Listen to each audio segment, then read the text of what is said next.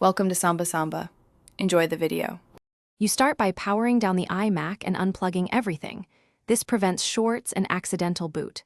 Once done, put on an ESD strap and place the display face down on a soft towel. Align suction cups near the glass edge.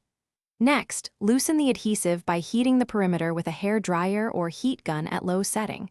This softens the foam seal.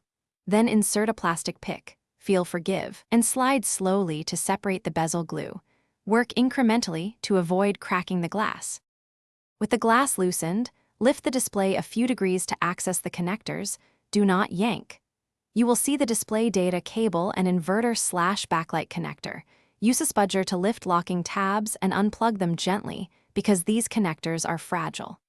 Once detached, remove the mounting screws using the appropriate driver, keeping screws grouped by location. Make sure you support the panel with one hand while working. This prevents cables from stretching and protects the display from dropping onto the logic board. You can now fully lift the display away and place it on a padded, flat surface. Inspect the connectors and foam adhesive for damage. If reinstalling, replace adhesive strips or use appropriate foam tape. This ensures a proper seal and correct display alignment.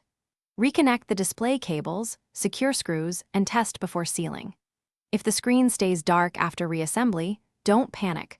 Reopen, reseat the display and backlight connectors, and verify the board has power. Often a loose connector is the culprit. Thanks for watching. Consider subscribing if we helped you.